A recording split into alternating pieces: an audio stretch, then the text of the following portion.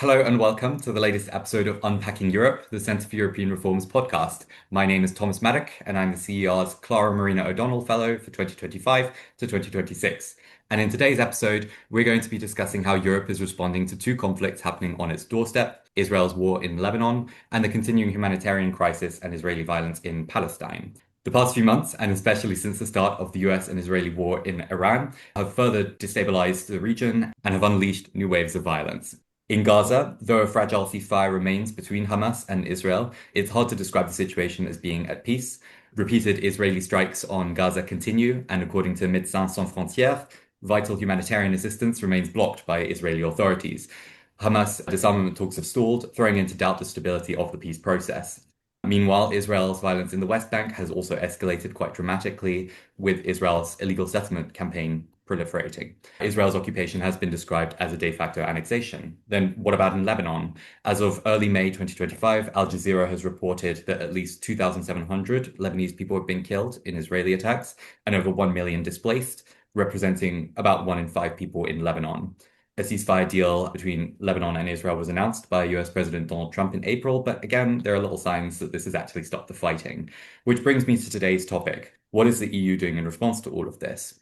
The EU has pushed for a cessation of hostilities and for humanitarian aid to flow in, but there have been calls for a more robust EU response to all of this. Almost 450 former European officials signed a statement urging further action against Israel, and some member states, especially Spain, Slovenia, and Ireland, have been pushing for the suspension of the EU association agreement with Israel, though this hasn't attracted the sufficient support from other member states. This all raises uncomfortable questions for the EU. As a bloc that is aiming to be a player and not merely a payer in the region, can the EU back up its ambitious rhetoric with concrete action? To help us understand the current situation and how the EU might respond, I'm delighted to welcome our two guests for today. First, I would like to welcome Zizette Darkazally, who is a former UN official stationed in the Middle East and now currently an associate fellow at the Middle East and North Africa program at Chatham House. And second, I would like to welcome Schams El Ghoneimi, a specialist on EU Middle East affairs and a former advisor on Middle East and North Africa affairs to Emmanuel Macron's grouping in the European Parliament. Shams is also hard at work on a new book on Palestine behind the scenes at the European Parliament, which I very much look forward to reading. So welcome to you both. And Zizette, I'd like to come to you first. Could you give us a bit of an idea of the situation on the ground right now? What is going on between Lebanon and Palestine right now, and how did we get here?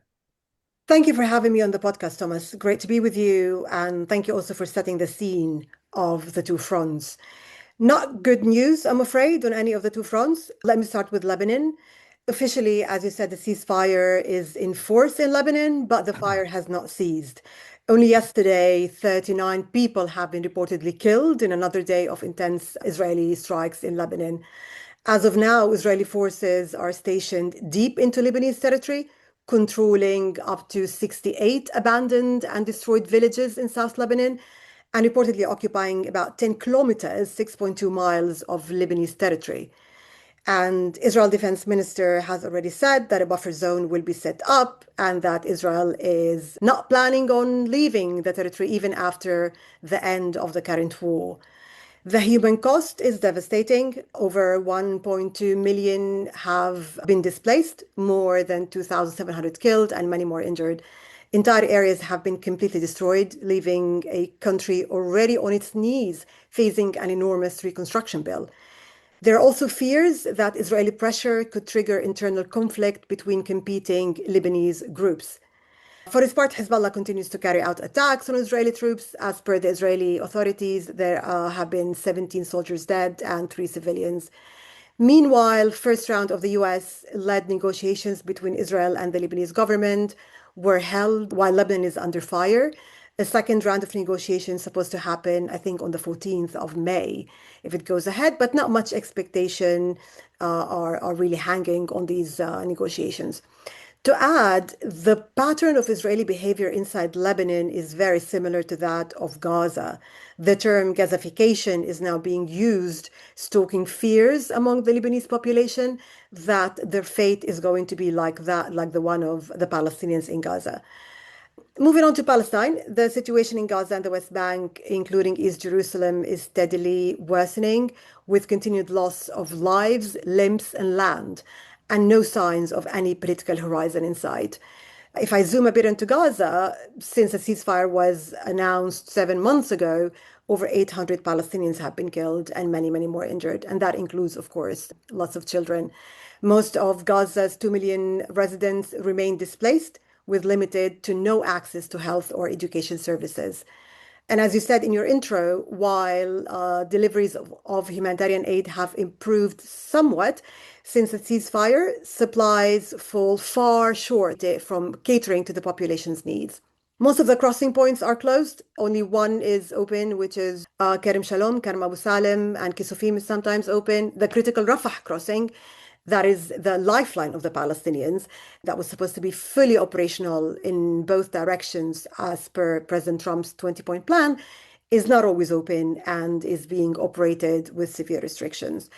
Also, to give you an idea of the geography now in Gaza, no progress has been made on the Israeli withdrawal. In fact, at least 64% of the Gaza Strip is now under full Israeli control, while the rest of the Strip, where most Palestinians are stranded, is governed by Hamas.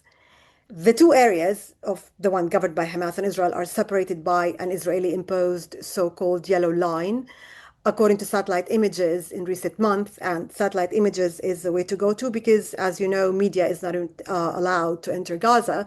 So according to these images, the Israeli army has established new outposts along that new borderline, carrying out infrastructure work and equipment, indicating that there are no plans to leave Gaza.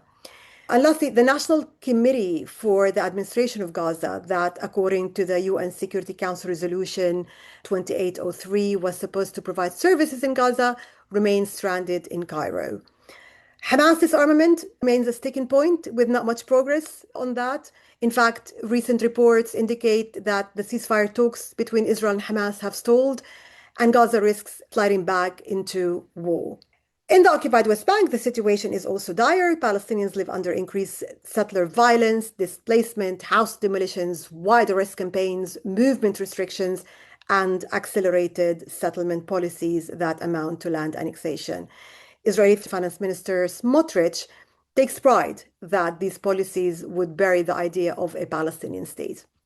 Israel also continues to strangle the Palestinian Authority financially, and employment with its accompanying frustration has surged in recent years. To sum up, the ceasefire in both Lebanon and Gaza share common features. They have been partial, violated repeatedly, and have not resolved the underlying root causes of the conflict.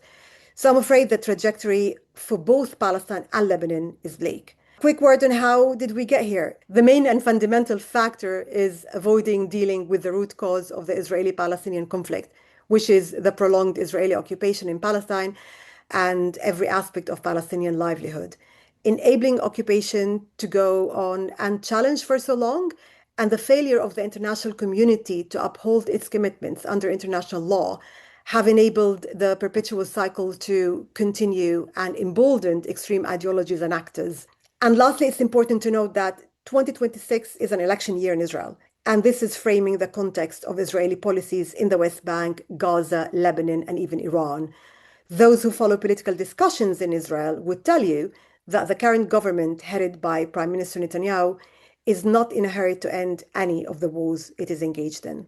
Thank you for that, albeit very grim picture of the situation, Zizette. Shams, I'd like to turn to Europe and ask what the EU's response to these two conflicts has actually looked like. I mean, I already discussed a little bit some of the responses, but how does this compare as well to its responses to other similar crises? Thank you for having me, Thomas. Of course, that's a very tricky question because it does show a very profound discrepancy in our own approach as Europeans. We have to compare the Ukrainian or Syrian situations where we did witness a deep, profound violation of the basic tenets of international humanitarian law and international law, whereby Iran, Russia, the Assad regime, or Hezbollah militiamen perpetrated crimes against humanity very clearly, targeting things that we cannot discuss, such as hospitals, schools, journalists, humanitarian workers.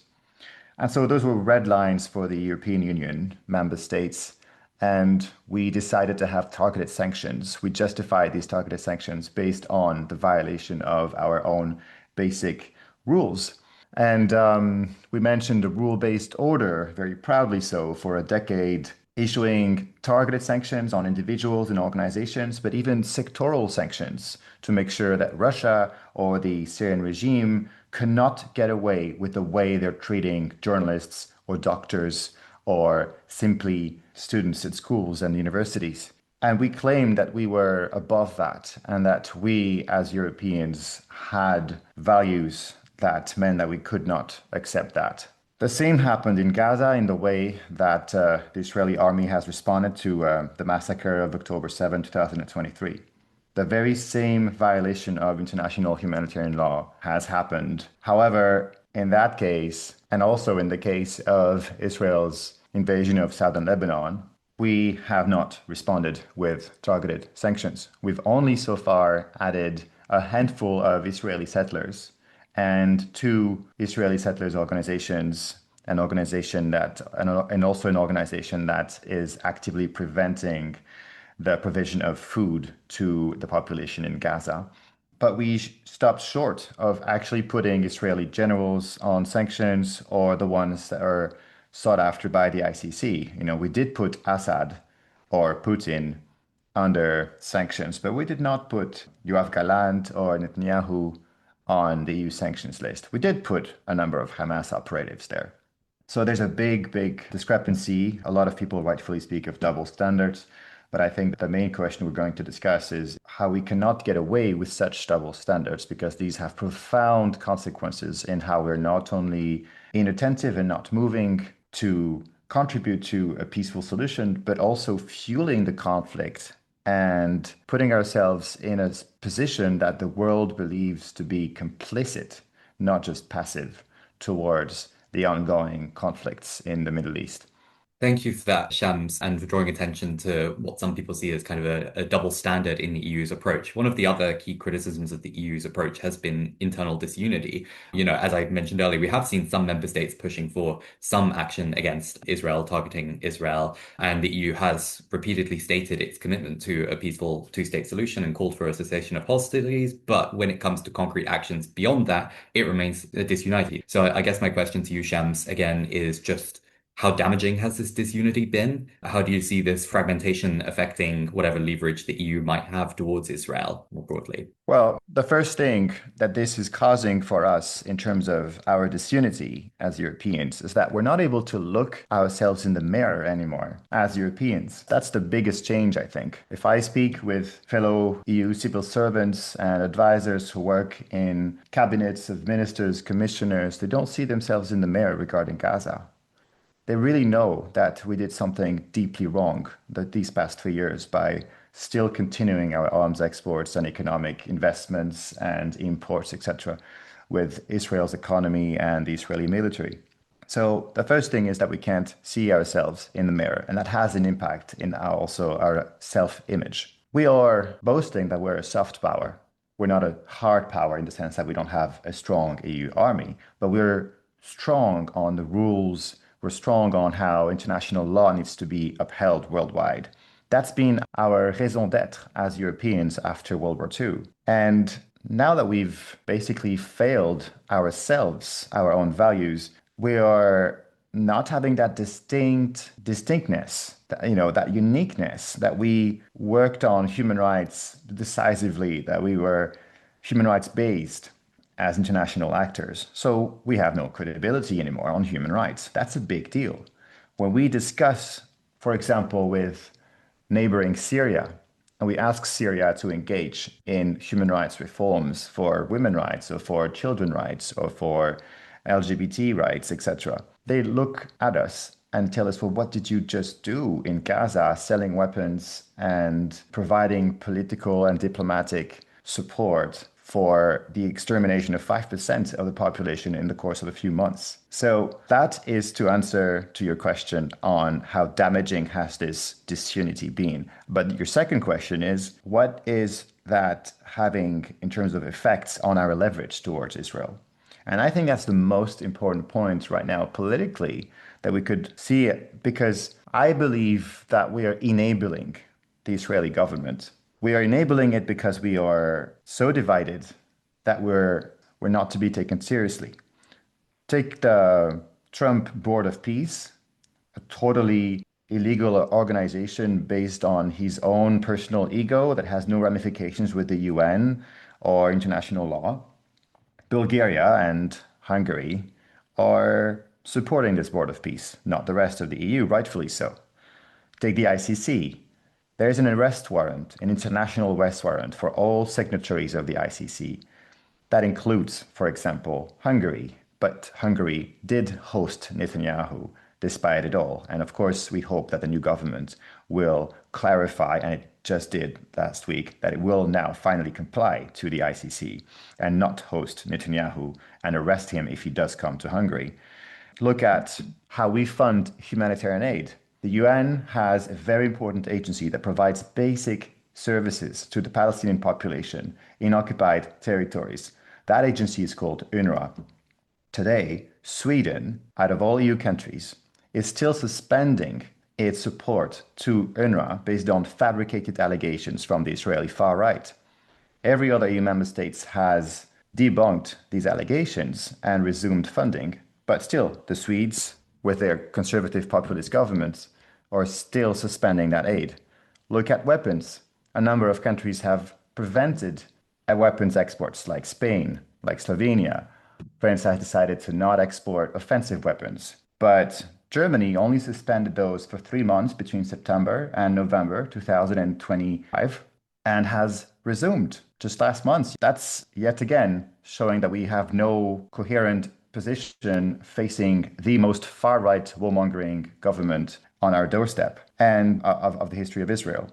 So that's to say that we are enabling that government. That's basically the leverage is totally counterproductive. And just to finish on our leverage on Israel, that's basically a dereliction of duty. That's basically saying no to accountability. And that is giving a sense to the Israeli people, not the Israeli government, that somehow they're right, they are invincible. And I think that's very dangerous to our Israeli friends to not have the courage to tell them that what they're doing now is very dangerous for themselves in the long term, for their world image, that is not sustainable, and that we're basically keeping them inside a form of illusion, another form of illusion, that somehow this is business as usual. This is not business as usual, and we should definitely be a responsible friend by cutting our military and political support. Thank you, Shams. I think another area where we've seen this sort of differing national policies on this issue is in the recognition of Palestine, because we have actually seen a fairly significant shift at the European level on this question. Nearly 2 years ago, Spain, Norway, and Ireland all recognized the state of Palestine. France then led a later initiative, along with Belgium, Luxembourg, Malta, and Portugal. But then also non-EU member states, UK, Australia, and Canada threw in with that initiative, so to recognize the state of Palestine. So there has been a bit of a shift on that side, even if the EU remains itself about 50-50 split on recognition of the state of Palestine. But Zizette, I'd like to ask you about the impact of recognition, because from what we've seen, it's not really changed much of Israel's policies in the West Bank and Gaza. Those have mostly remained unchanged. So I would like to ask, has this actually changed much on the ground here? Thank you. Let me start by clarifying one thing. Palestinians' right to self-determination is a fundamental right that is enshrined in international law. Statehood is not a punishment for Israel or a stick wielded only to achieve a ceasefire or halt settlement policies. Equally, Israel's withdrawal from Gaza and ending its occupation of Palestinian territory is a legal, political, and moral obligation for Israel and all third parties. In other words, recognition was never meant to be the condition or the magic wand that would suddenly create a Palestinian state. Much more is needed for that to happen. And as Shams beautifully articulated, there need to be a political will as well to exercise the leverage countries have and to fulfill international law on the right to self-determination for Palestinians. Nevertheless, the recognition sent a signal of hope, where hope is in short supply. If countries waited longer, there would have been nothing left to recognize. It also presents an opportunity for European states to build a new momentum towards Palestinian statehood. So, recognition was and remains an important step that marked a major foreign policy shift for key allies of Israel, whose long-standing position has been that statehood should be an outcome of a negotiated settlement. And that matters. For example, it would be more difficult now for a future government in the countries that recognize the state of Palestine to take steps that would undermine the establishment of a Palestinian state, like, for example, moving their embassy to Jerusalem. With the recognition, bilateral relations between the recognizing states and Palestine are framed differently and open the door for better economic cooperation and funding opportunities. This would also provide a solid framework for boycotting Israeli settlement products, sanctioning individuals and institutions that are engaged in settlement activities and violence. And also, with a majority of EU member states now recognizing Palestine, the bloc has the ability on a qualified majority basis to advance a range of measures to apply pressure on Israel. Again, there needs to be a political will for that. For the Palestinians themselves, recognition bolsters the standing of the Palestinian Authority and opens broader avenues for diplomatic presence within the United Nations and in specialized international organizations. That would enhance the potential for the PA to pursue legal accountability efforts against Israel. It is true that recognition in itself is not enough, but it can facilitate the implementation of necessary concrete measures to help realize the rights of the Palestinian people to self-determination and counter Israel's illegal settlement policy. It reshapes a political framing of the conflict going forward and provides a solid starting point for future peace negotiations if those come to the fore. Thank you, Zizette, especially for drawing out this idea of political will. And I think that gives us a good opportunity to now pivot towards what concrete EU level action, political action that EU could be taking. So one key EU priority has been around promoting Palestinian governance reform. The EU is the largest funder of the Palestinian Authority, the PA. So the idea of the EU approach seems to be that funds here could be leveraged to push the PA to being more transparent, more accountable. And to that end, the EU and the PA have devised this reform matrix.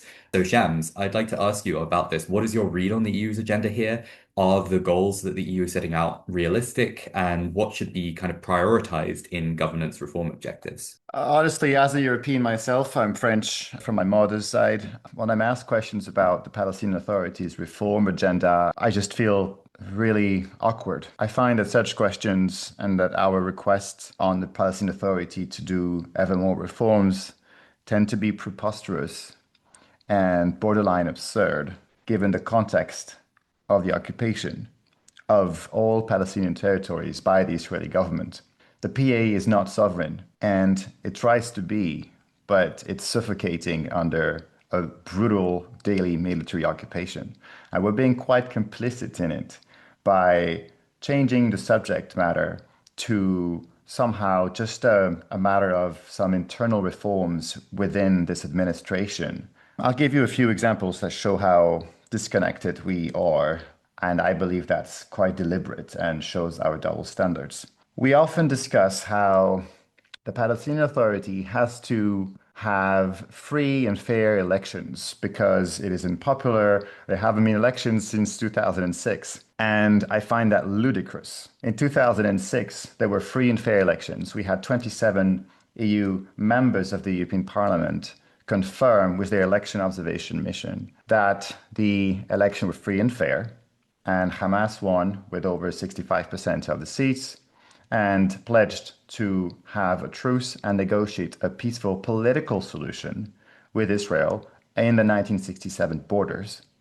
But we just listened as Europeans to the Israeli government, who asked us to boycott the government.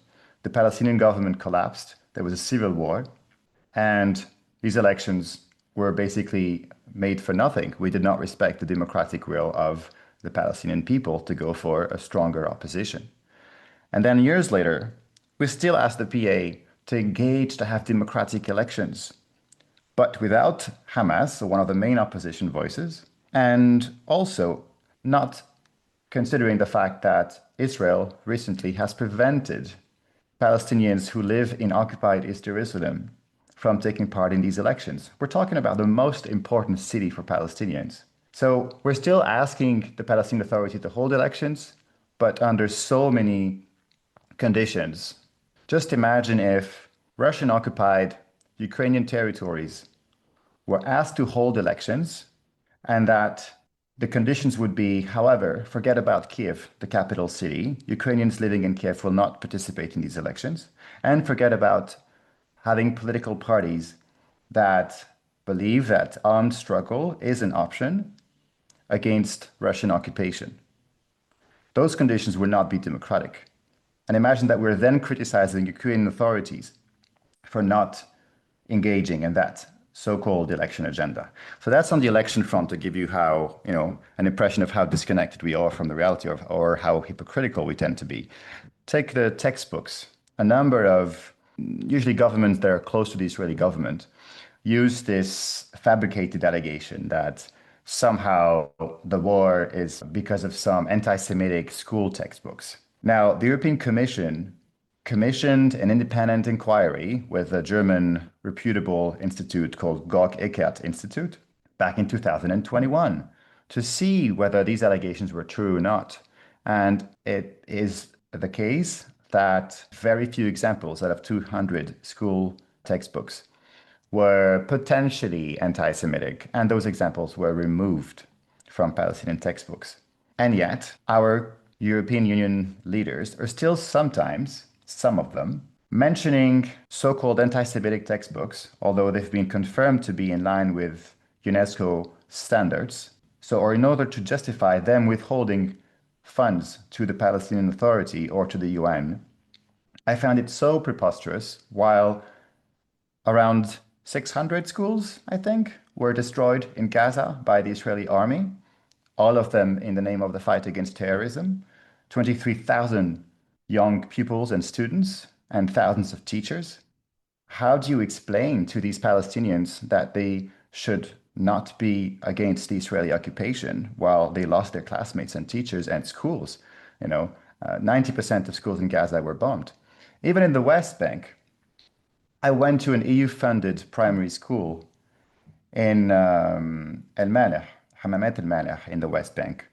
It was a beautiful school. The kids were happy. They had been displaced already by violent Israeli settlers, but we were proud as Europeans that we were still funding resilience of the Palestinian civil society by funding these schools. The school was totally, and I really mean totally, destroyed last month by Israeli settlers and the Israeli army. And that's it. And these schools are just destroyed. And we're not doing anything except talking about so-called anti-Semitic textbooks. We're so ridiculous. And I'll give you one last example very shortly. We also speak of governance. We love that word. So the EU says, oh, the Palestinian Authority has to improve its governance. What governance are we talking about when the overarching framework is a military occupation? If you are in Palestine right now and you want to travel, you need a permit. There are hundreds of military checkpoints with Israeli, heavily armed young Israeli soldiers who are policing the lives of every young and old Palestinian, women and men, Christian and Muslim, regardless of where they are and who they are, everywhere. So in terms of governance, I think the main thing is how to not be complicit in this occupation and force Israel to withdraw from the 1967 occupied territories or stop the apartheid regime and provide equal rights to all. That would be good governance, in my view. Thank you, Shams, for the discussion on the Palestinian side. Zizette, could we zoom back in on Lebanon? And the EU has been providing large funds to Lebanon, particularly in humanitarian support and institutional reforms. In your opinion, what are the most urgent forms of support that are needed in Lebanon right now? And how can the EU, again, kind of balance this kind of line of conditionality with the need to get support in? Thank you. Well, the most urgent need at the moment is to halt Israeli military operations in Lebanon that is causing displacement, fatalities among civilians, and severe destruction to vital infrastructure. Again, this is a legal and moral obligation under international law and must not be preconditioned. The same for humanitarian support. This must continue and increase. More than half of the Lebanese population depends on aid, and the needs are only increasing. With the leveling of entire villages, it is unlikely that the displaced will go back to their homes anytime soon, if at all. These people need shelter, food, access to health services, and education. Within that context, support to UN agencies and other international and local humanitarian organizations is essential, again, without any preconditions. Now, beyond stopping the Israeli aggression and increasing the need to increase humanitarian aid, there's a need to support an effective ceasefire. Lebanese President Joseph Aoun has only 2 days ago called on the EU to intensify pressure on Israel to secure a comprehensive ceasefire. The region simply cannot afford another performative ceasefire. There's a need for a ceasefire that delivers real outcomes, including full Israeli withdrawal from the Lebanese territories and an internationally supervised disarmament of Hezbollah. The EU need to be clear that while disarming Hezbollah is a legitimate objective, it cannot come at the cost of Lebanon's sovereignty and Lebanese lives. Another priority should be the increase of immediate support for the Lebanese armed forces, which is essential for the disarmament of Hezbollah and for maintaining stability on the border with Israel, particularly with the upcoming end of the UNIFIL mission. So the Lebanese armed forces needs to be supported. Lastly, the EU must support the Lebanese government in the political negotiations between Lebanon and Israel. Another round is scheduled, as I said previously, for the next 2 days. Negotiations under fire puts Lebanon in a very difficult position and a very big disadvantage. The EU can help adjusting the asymmetry between Israel and the Lebanese governments in these talks by reinforcing the position of the Lebanese government that military operations must stop. Now, these actions and this form of support can restore the Lebanese people's trust in their government and strengthen the Lebanese state's ability to meet the needs of the Lebanese people and rebuild its legitimacy in a country that has a great potential to play a stabilizing role in the Middle East. As for conditionality, look, France has reportedly drafted a proposal in which Lebanon would take the unprecedented step of recognizing Israel in exchange for establishment of Lebanese armed forces presence south of the Litani River and Israeli withdrawal and internationally monitored disarmament of Hezbollah. On that, it's important to highlight that direct negotiations with Israel is a major concession in a country where ties with Israel, a long-term enemy, are a divisive issue and could lead to yet another civil war. There's no consensus inside Lebanon about engaging in negotiations with Israel to start with. While the Lebanese government is taking part in the US-led talks with Israel, the Lebanese parliament speaker, who represents the Shia community and is an ally of Hezbollah, has said that he would negotiate only after Israel stops its attacks on Lebanese territory and displaced people can return to their homes. Israel, on the other hand, insists that it would not cease its fire until Hezbollah disarms. Even if the Lebanese government does recognize Israel, there are no guarantees that Israel will withdraw or intends to withdraw from Lebanon or would not go back into Lebanon under the pretext of security. I think Israeli behavior, whether vis-a-vis Lebanon or in the region, suggests that it doesn't really commit or fulfill its commitments, if at all it commits to respect other countries' sovereignty. Now, any proposal, therefore, should be complemented with clear milestones and other measures that would guarantee that all parties fulfill their part of the deal and bring the US on board. Meanwhile, all the EU can do is press all parties to engage in meaningful diplomacy to end the fighting and restore the legitimacy and defense capability of the Lebanese state. The EU has a toolbox that contains options for exercising leverage on Israel. The association agreement with Israel could be leveraged to pressure Israel to de-escalate and coordinate efforts with other like-minded countries to push for stability. But of course, there needs to be a political will to do so. And finally, look, Lebanon is very important strategically to Europe. The risks for Europe in not providing support for the Lebanese government and people at this stage outweigh the benefits of fulfilling any preconditions.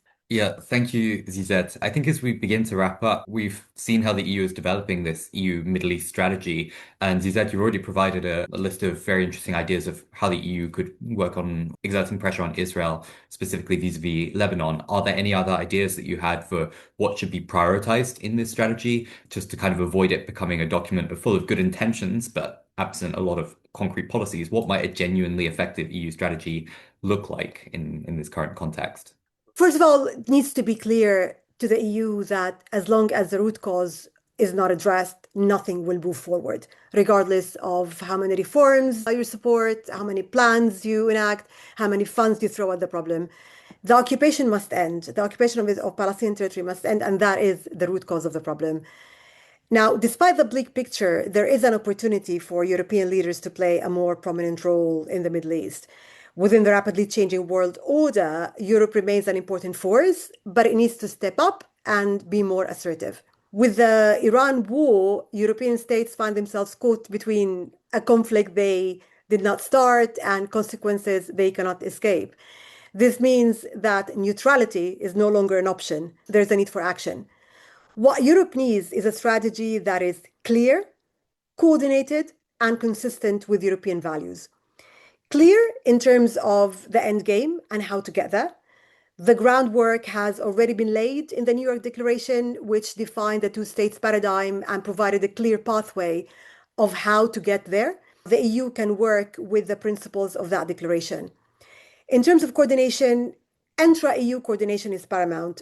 There needs to be an understanding within all states in the EU that a strategy that aims to contribute to stability in the Middle East and two-state solution benefits all European countries, including Israel's allies.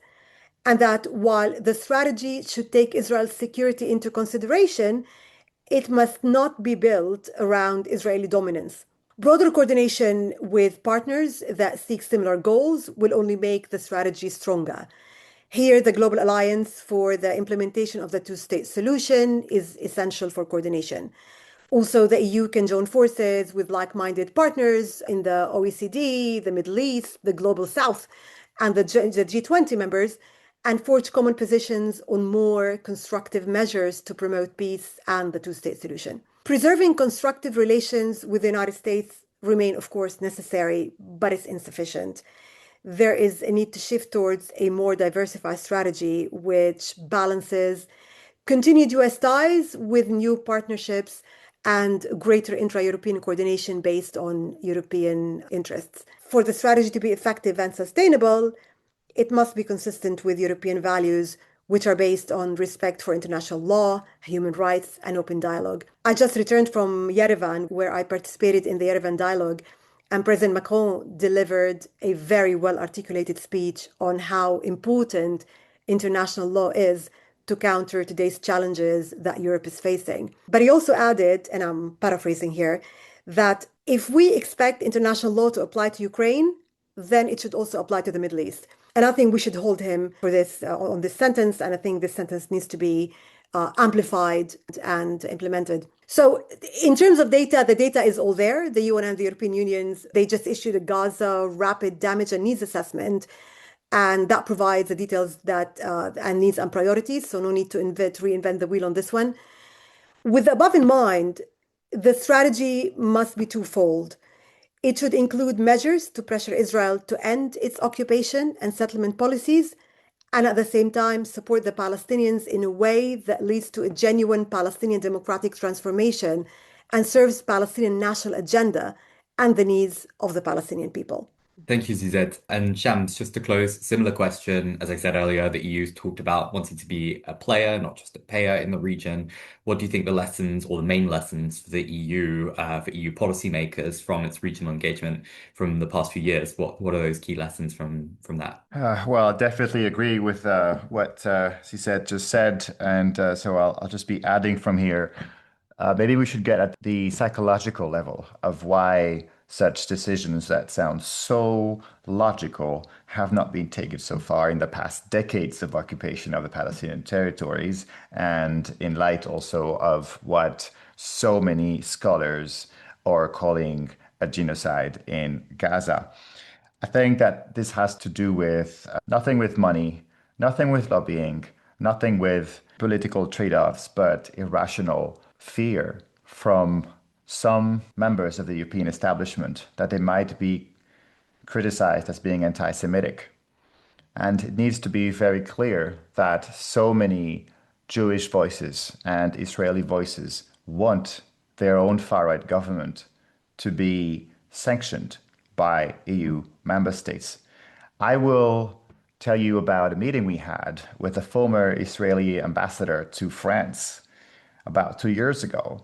Elie Barnavi told members of the European Parliament that Europe needed to flex its muscles and use its economic tools, its economic power to sanction his own country. Those are not isolated voices. There are a number of intellectual, respectable voices that have clearly begged EU decision makers to sanction not only the far-right ministers within the Israeli government, but also military cooperation, but also political cooperation. It is unacceptable that the French Minister of Foreign Affairs still goes to Israel and asserts Israel's right to self-defense last month, when 1.2 million Lebanese were just ethnically cleansed from their own territory. It is unacceptable that we still convene with Israeli ministers in Brussels to discuss how to not starve people in Gaza. As we speak, people are heavily under-malnourished still. So I think that the main obstacle is to really understand that when Israel says that we're going to be anti-Semitic if we suspend Israeli settlements' access to the research programs of Horizon Europe, that's just not true. And when we decided to suspend the settlement's access to Horizon Europe funding in 2021, as the Israeli ambassador told us, the former Israeli ambassador, Israel then said that Europe is anti-Semitic. But Europe stood its ground and said, no way, this is just illegal under international law, full stop. You will not have access to our biggest research fund as long as you do not comply with international law. And 3 months later, guess what happened? The Israeli government complied. And so we need to learn that lesson. Today, we also need to say there will not be EU cooperation, there will not be military political cooperation as long as an apartheid regime is going on or as long as you do not withdraw from the occupied Palestinian territories. There are so many things that we need to do now that we are learning our lessons. The first one is not to just sanction the Israeli government and everything Israeli, but to understand that we need to work hand in hand with Israeli voices, with Jewish voices, and ensure that we communicate the best we can, just like we communicated to the South African apartheid regime in the 1980s, saying we're not against South Africans, we're against that kind of regime. And it's important for therefore, our medical cooperation, our cultural cooperation, our scientific cooperation, our humanitarian cooperation with Israelis to go on. I'm fine having Israeli artists, but I'm not fine with sending weapons or having a military or political cooperation with them. So we need to communicate that profusely and effectively, because there will be a lot of disinformation going on in the coming years if we do take that decisive step to overcome the roots of the conflict, as Zizette said. I'll keep it to that and remind everyone that Article 2 of the Association Agreement with Israel, between the EU and Israel, says that respect for human rights and democratic principles is an essential element of the agreement, and that the EEAS, so the EU Foreign Affairs Service, already last June, that's almost a year ago now, said that Israel is in violation of that Article 2.